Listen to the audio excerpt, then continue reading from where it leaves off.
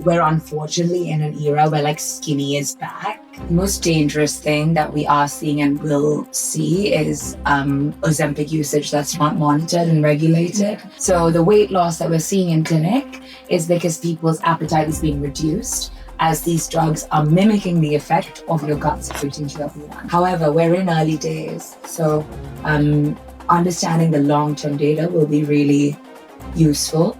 That being said, it is an incredible tool for people with overweight and obese BMIs. Welcome to Kasa Connect. Together we're exploring the journeys of entrepreneurs, creatives and changemakers shaping the future. Today's guest answers all your questions in Ozempic, nutrition and fitness that you're afraid to ask. This has been such an interesting episode and I'm so excited to present to you Dr. Aanya Hirdaramani. Yes, tell me about your PhD. So as everyone is talking about right now, we're hearing about Ozempic or Wegovy in the science world. Semaglutide is the active ingredient. So in a snapshot, because I don't want to go into science for too long, but what these weight loss drugs essentially are GLP-1 receptor analogs. GLP-1 is a hormone that's made in your gut by your cells in your gut, and it is able to influence your nervous system and your brain to regulate your hunger cues. So essentially, the more GLP-1 that's secreted by your gut, the more your brain is able to say or communicate to you that you're full, I can stop eating. So the weight loss that we're seeing in clinic is because people's appetite is being reduced as these drugs are mimicking the effect of your gut secreting GLP-1. So in my PhD, I looked at the natural processes in the cells in your gut that lead to the secretion of GLP-1. So I looked at all the molecular pathways. I collaborated with AstraZeneca to look at new targets along these pathways that essentially would mimic the similar effects of Ozempic and other GLP-1 receptor agonists, potentially with more precise efficacy and fewer side effects. That's so interesting. Yeah. I love that topic because it's, very key right now. So many people are taking Ozempic and so many people are taking it but hiding it. But there is evidence that, the weight loss is not natural. What are the side effects? And should there be like this whole taboo around it where people are like hiding it but doing it? So like I'm a scientist, but I'm also a qualified nutritionist. However, I think that the most dangerous thing that we are seeing and will see is Ozempic usage that's not monitored and regulated. So a few things to go into that is the dose you're taking, the dose you're starting on, because you start at a lower dose and then you build up. Your patient profile. So should you be taking it? Because as you've alluded to, we're seeing side effects in the clinic. I'm sure many of you have heard of the gastrointestinal symptoms, so nausea, digestive problems, bloating, and then we're also seeing now some patients have increased sugar cravings. We're also seeing then outside of your digestive system, for example, hair loss, migraines. However, we're in early days, so understanding the long-term data will be really useful. That being said, it is an incredible tool for people with overweight and obese BMIs. It's been used as a drug for diabetes for ages, and it is safe. However, it can easily be abused, right? Yeah. We see people taking it for cosmetic reasons when they're not at that BMI threshold where they actually, it is safe for them to be taking it. What's particularly worrying is the weight loss from Ozempic it's unbiased, meaning you'll lose your fat, but you'll also lose your muscle. Oh my God, I had no idea. So for example, if you are starting with a body weight that's already on the lower end, and you're taking Ozempic because skinny is in, you're also going to be losing your muscle. So I'm hoping in the next few years, as the usage becomes more widespread, so will the monitoring of the dosage and the monitoring of who's able to get it. And how did you land on this topic? What got you interested in it? I mean, I think most things are like a happy accident, but I did my undergraduate in biochemistry. I've always loved science. I had a major connection to it. And I did a master's in nutrition shortly after, because I honestly, for my own personal reasons, I really love nutrition, but I wanted to be able to translate it into like a scientific practice. I wanted to be able to use my science brain in a nutrition perspective and be able to help other people. So I did that, and then I was obviously after my master's like considering going to work as a scientist in a company, considering consulting. But I so happened to be actually messaged on LinkedIn by a professor at Imperial who was literally offering a PhD on molecular nutrition, which were like my two loves.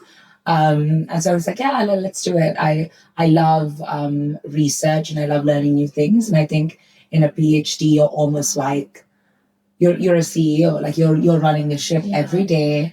If something goes wrong, you're on the line. But if something goes right, like that's all you and your ideas. What was the toughest thing for you about, doing a PhD? I think that, and I'm sure, like what I said, and I'm sure you feel this as a founder, but like, if something goes wrong, like it's being accountable for it all, like right? you've got nowhere to hide. Yeah. Like that's difficult, and then like the resilience to keep going. And you're not really spoon-fed anything. So I actually think that's made me like a really strong problem solver, because you try and tackle a question, it doesn't work, you tackle it another way. I mean, an example is I literally had like run out of tools at Imperial to be able to study my research question. I reached out to like UK research councils and pitched a fellowship where I went to Columbia and New York to learn about stem cells. So cool. And I did it, and I was able to do that and move so laterally, because in a PhD you have that freedom, but also like you have to grind for it. You are risk-taker, and I absolutely respect and love you. Yeah, going all the way to Columbia, and taking those kind of big steps because you are passionate about it. For sure. And you want to now go into coaching, right? You have already gone into one-to-one coaching and mentoring and using this to help people. Tell us more about that. So yeah, I mean, I feel very lucky to know so many strong women who are like setting up their businesses and driving and inspiring other women to do the same.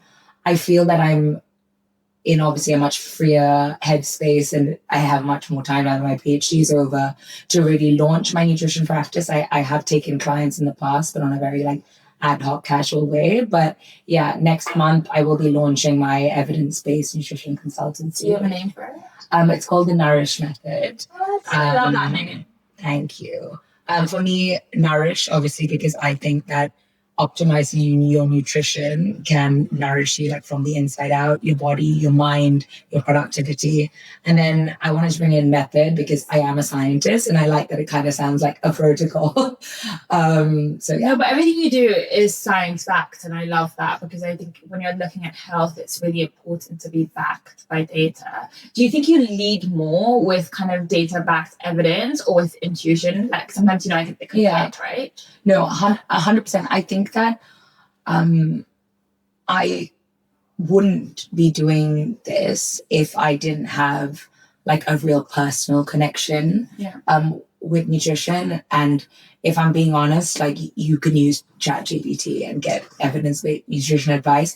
I think, humans are still ahead of AI in terms of being able to personalize that client to client, and obviously a nutritionist can really get to know you and keep you accountable. For sure. ChatGPT can't be 100%. However, like I, went through my own wellness journey from the age of 16, and there's a million things out there that could work and have evidence to prove that they work. But I guess that intuition and that extra 10% of this is going to work for you comes from my own passion and wellness journey, and also like obsession with being up to date with what's working for people and what the latest research is saying. I love that. And are you going to focus primarily on nutrition? Because I also know you are a massive fitness influencer. I mean, you taught Barry's classes, cycle classes, and now you're training for, what's it called? High Rocks. So that's just really a really crazy fitness contest that my brother has brought me into doing with him. But I don't teach that. I just suffer through that. But yeah, so I've been teaching fitness classes in London for the last 10 years. Finally, you say that I definitely think that some sort of amalgamation will definitely be a strong suit for me. And in fact, women I work with now particularly appreciate when I'm able to optimize their nutrition around their fitness and their workout. Because I think that there's a dime a dozen generic nutritionists out there. And if I can offer that extra level of personalization for like athletic performance, it would be amazing. But as of now, it's an evidence-based nutrition consultancy. And if you want to come work out with me, come to Cycle. I absolutely loved your 7:30 Notting Hill cycle class. What a plug! That was my best spin class in literally my entire life. And I've been for quite a few, and it's because you are so motivational. Oh. It's not just a class where you go and sit on a bike and listen to good music and go to the rhythm. But you're going for this morning class and you're listening to Anya literally set your mindset straight for the day. I also come back from a holiday with you where you were just preaching the most inspirational things that weekend. And we had also come back from seeing loads of really good DJs. So that was great because I just stuck that through my playlist. But that was a really good class. I'm really lucky. I think I've been doing it for 10 years. So I built like a really amazing community. And I'm sure you feel the same about your cafe and your businesses. But it's really about the people who you attract and the community you build in your business. I know at one point in time, you were not coming to social plans that much because you were like waking up 5 a.m, working, teaching. You had a crazy busy life. How do you manage all of that? What are your kind of key productivity tips? And how do you kind of deal with making these sacrifices? Yeah, I mean, I think Rani hit the nail on the head. Something's got to give. And I think that what helps me, for example, there were 2 years of my PhD where, I had to sit out on social plans quite a lot. And I'm not saying that I found that easy. I actually found that really hard. I get FOMO all the time. I'm not sitting there having JOMO, I'm joy obviously. I have FOMO. But I think that one thing, understanding what you're working towards, and then number two, understanding that there's always going to be different seasons in your life where you focus on different things. So that helps me keep going in terms of sacrifice. But honestly, if I think about now how I balance things, I think it took me up until I turned maybe 26 to understand how important sleep is. And how you don't even realize that you're not functioning. I get 6 to 7 hours, which even then is not that great. But in my early 20s, I was teaching and it was 4 or 5 hours. And I think realizing, how much more functional you can be. Side note, I was also noticing how bad my food cravings were, my mood swings were when I hadn't slept. But sleep is a massive one for me. It's a real non-negotiable for me. I have quite good sleep hygiene, if you will, because I really value the quality of my sleep, really deep sleep. I've got a silk eye mask. I take magnesium. I make sure my room is really cool, and I don't drink caffeine after 3 p.m. So these have been a massive game changer for me, and able to stay focused through a really long and busy day, and then. I guess you've got to plan. Yeah, I was just going to ask you that about planning with food, because for me, I don't plan my meals. And I feel that's Neither do I. I was going to ask you plan. I mean, you can plan, but that's not, you're not always going to be able to stick to it. So you have a meeting that comes up and you have to be all over London and it doesn't really work. And I think that, the number one thing I hope my clients leave with from a nutrition practice is tools to be able to be anywhere and know what they can eat. Yeah. I think that's really useful. I think I'm gonna take on your profile. I see your what's it called, guinea pig. I'm so down.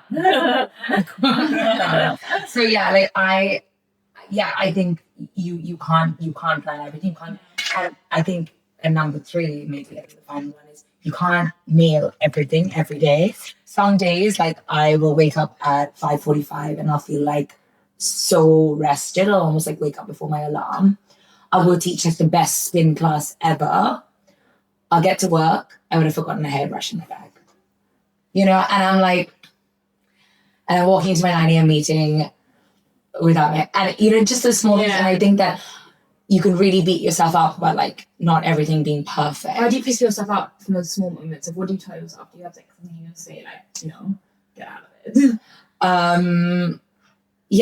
I just like tell myself to shake it off. And I still think I'm practicing that. Like I try and make up for it in some other way still. And I'm like, no, but you're going to do really well in this meeting. And it's not important in the bigger picture. But I'm human. Like there are things that, I don't think I'm yet to like go through one day and be like, I nailed that spin class. I got to work on time. I nailed every single meeting. Or like in reverse, like I did so well at work today, but then like my spin class was actually a bit flat or whatever it is. And I think you also like when you have hindsight, you like massively overthink things in the moment. So in terms of like next steps in your career, I know you're starting this, but do you miss research? I really do. So my plan is to go back to, I'm in the midst of applications and accepting an offer to a leading research institution in London to follow the trajectory of being a professor one day. Oh, wow. So we're going to go from doctor to professor soon. I love that. So it just means that I would be able to really focus in on my own research interests, mentor some students, open my own lab. So I really thrive doing many different disciplines. I think you're like that as well. I don't like just doing one thing. Yeah, we were just actually talking about this on the previous podcast. Like, we realized that a key trait of a successful entrepreneur is having many things going on. 100%. It's actually not just having one. No, 100%. And I think that's why I do all the things I do, because I love it. I actually am so much more productive when I have a long to-do list versus like if I only had a few things to do, I actually think I would be really lazy. It's more fulfilling. 100%. Yeah, definitely. But it's like every person is different. Like I have friends who they have like one job which they like absolutely dedicate their all to. They love it so much. They go to sleep every night super happy. Like I personally couldn't do that. But in the long term, I mean, if I'm, no dream is too big. If I could pioneer my own biotech company one day as a spin-off from my research in my own lab with my own students. It's happening. We'll be talking about this in like 2-3 years now. I can't wait to get you back on and telling us about how this works out. Yeah. But tell me some of the myths people have about like nutrition and diet or things that you see like Gen Z doing now, which is really toxic behavior. I think that like we're unfortunately in an era where like skinny is back.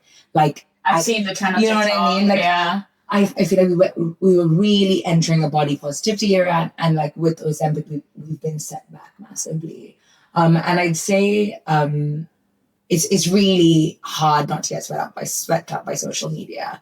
But if you are interested in nutrition, like do your research. Like ChatGPT is a great tool. Ask it for like primary evidence on a trend you've seen if you're interested in it. Like read about it. Don't just watch reels on Instagram on what other people are doing. I see this especially with supplements. Yeah, and I also see like so many people like kind of glamorizing anorexia, being like, oh, I'm anorexic today, and it's like, what's happening on TikTok nowadays? So filter your feeds and your Instagrams. Like this is something that I actually just did recently. I like unfollowed a bunch of people because their message doesn't resonate with me anymore. And my Instagram feed makes me want to eat nourishing meals. It doesn't make me want to deprive myself.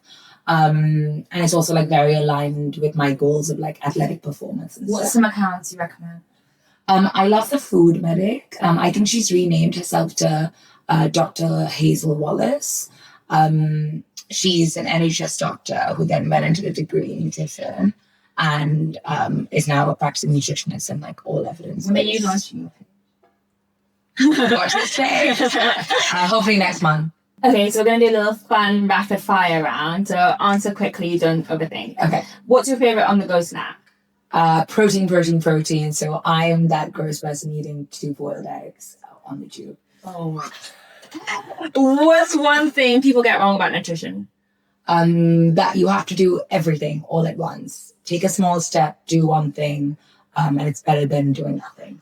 Carbs. Is it a friend or a friend? Friend. Oh.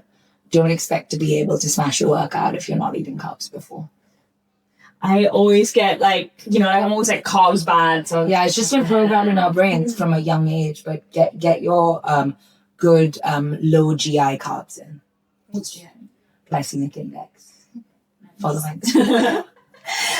Intermittent fasting. Depends on the person. Can particularly be quite high stress for women who are sensitive to high cortisol. I would also say watch out if you're going to do intermittent fasting and then drink a lot of caffeine or an empty stomach. Depends on your routine. And what's one supplement in the world that you can't live without? I'm going to say 2. Say a good quality probiotic. Because your gut microbiome is everything. 90% of the serotonin in the Do you have any recommend? I don't actually take a probiotic. Yeah, so there's 2. There's one called BioCult, which is really good. BioCult with a K. And then there's another one by a brand called Anatomy, but it ends with a E, not a Y. You want to make sure that you have over 10 million colony-forming units, CFU, on your probiotic. And you also want to make sure that you have a good variety of strains, bacterial strains, because the beauty of the gut microbiome is that you have so many different species in there that all have different functions. And you said probiotic and you said omega. Yeah. Omega-3. Taking omega-3 if you want to get smarter, if you want to protect your immune system. Of course, if your diet is already really high in omega-3 is fine, but I often feel like I eat a lot of salmon, so that's high. Great. Yeah. And like if you're a vegetarian, you're looking at like walnuts, hemp seeds. I would definitely recommend if you're a vegetarian because it's harder to get. Yeah. Cardio or strength training?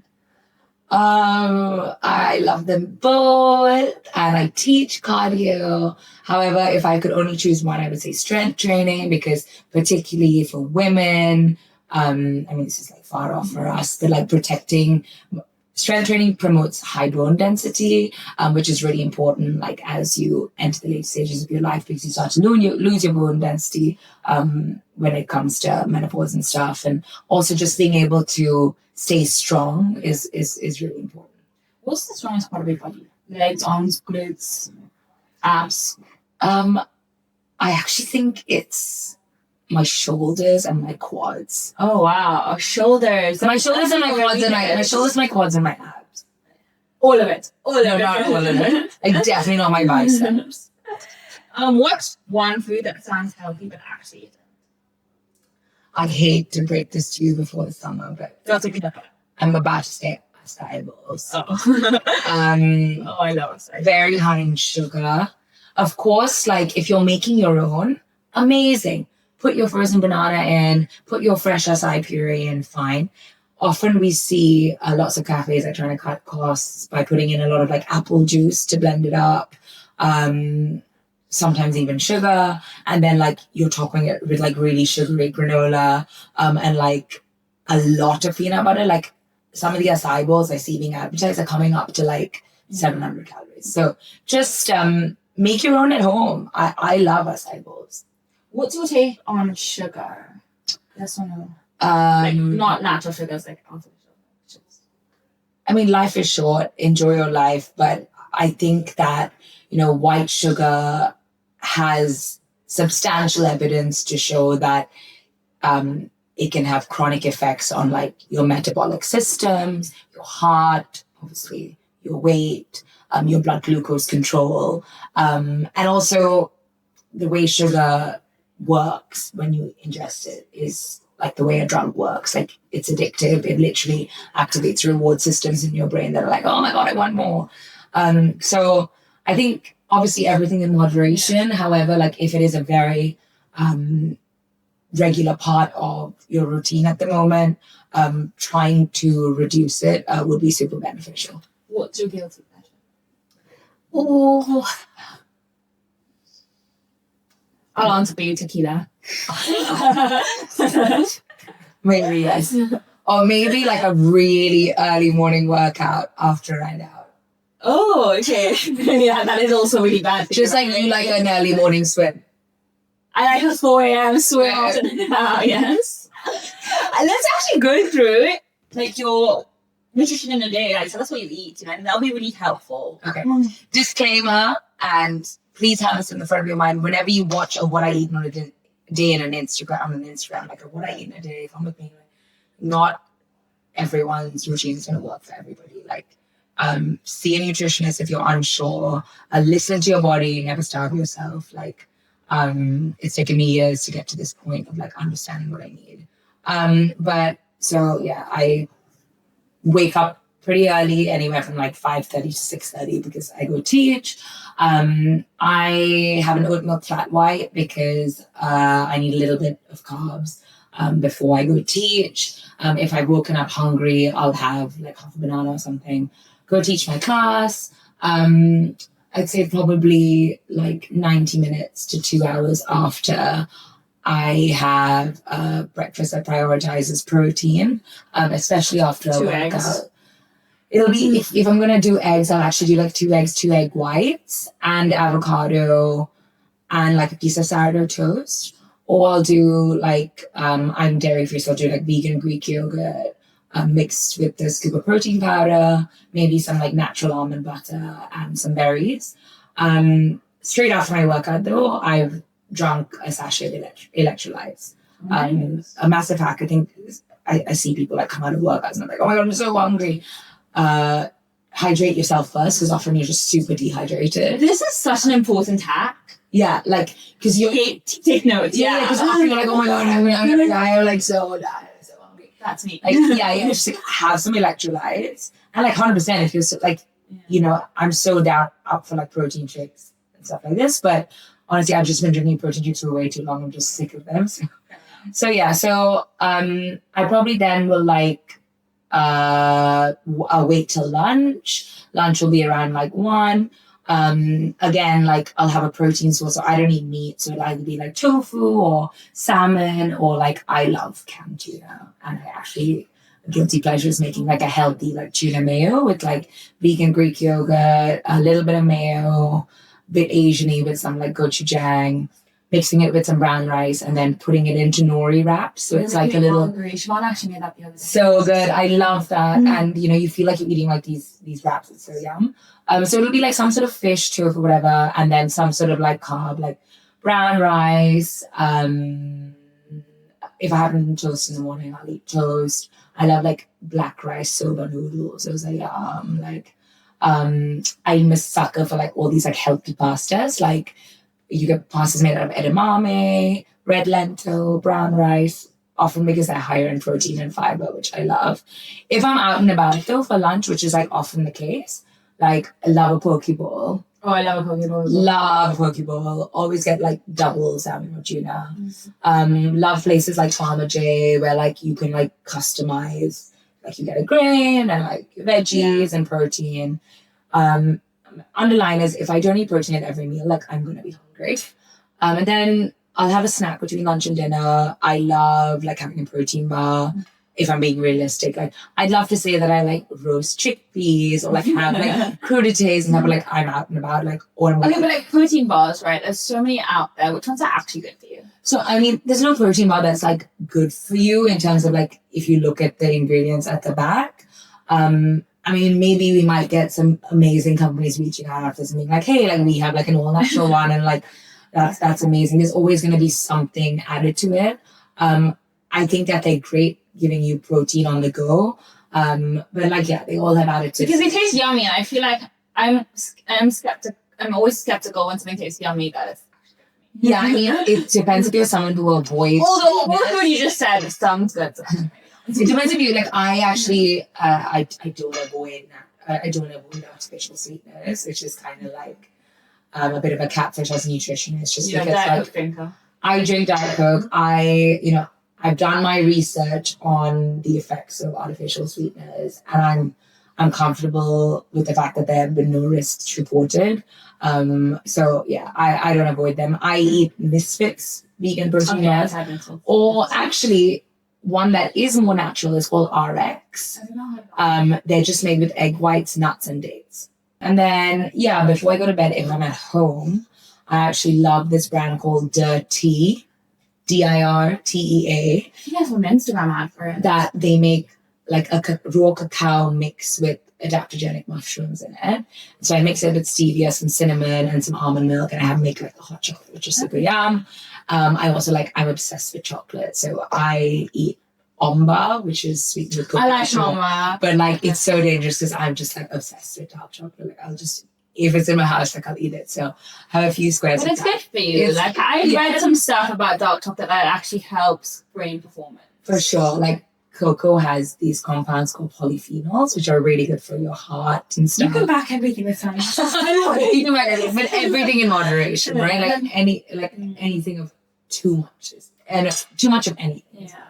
You are so blessed in the sense that your workout gets done through your classes, your teaching, and a little bit of your career. But like for someone who kind of struggles with an intense job in a bank, for example, or startup life, what do you recommend for like trying to squeeze in a workout? Is there science that shows that it's better to work out in the evenings, mornings? Do you have any?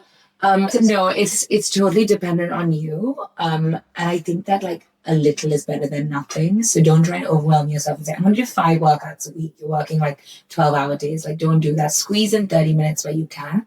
If it's possible to maximize your mornings, do that, because we've all been in the position where you're like, I'm going to work out after work. And you end up, you're stuck at work and you don't get your workout in. So even if it's like at home, do 30 minutes. There's a bunch of free stuff on YouTube, Instagram, but also like a million apps that you can download. Like I love the Aloe at home app.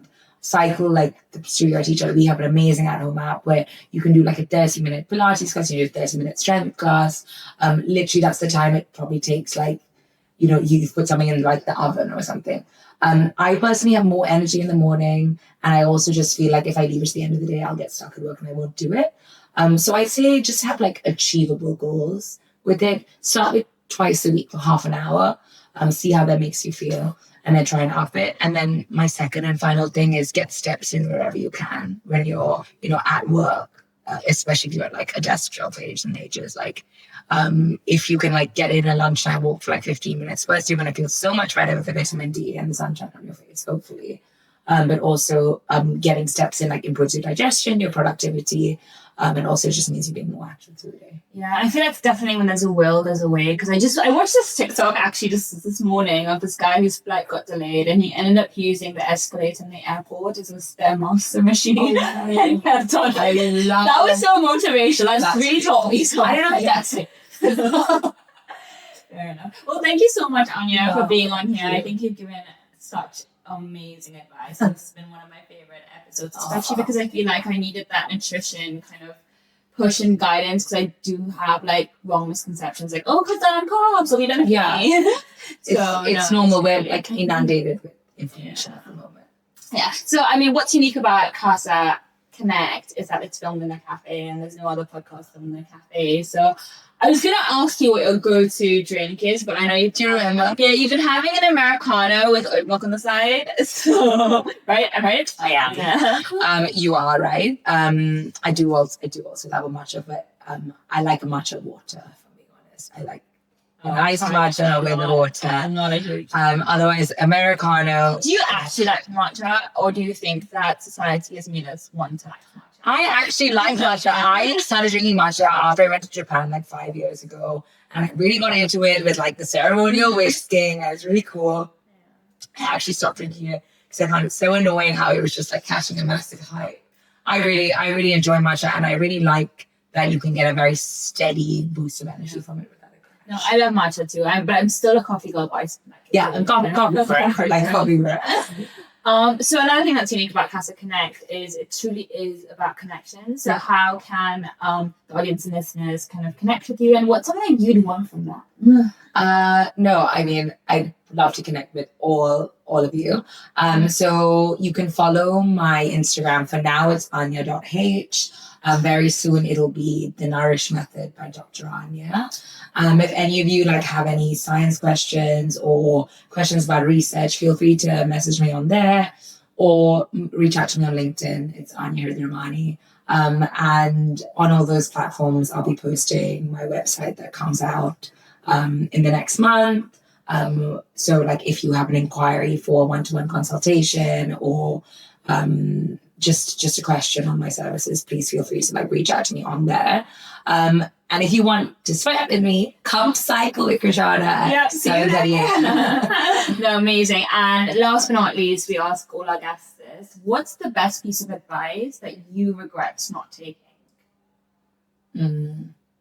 If there is one. Yeah. Don't rush into your next step. I don't think that's a quote, but I think that in the past, I've been so focused on short term, achieving things, getting things on my CV. Oh, that'll be really prestigious. But sort of stepping back and understanding where do I want to be in 5 years? And what is this next opportunity going to do for me to achieve that goal? And taking the time to think about your next steps, I think is a really good one. That's really good advice. Thank you so much, Aanya. Thank you.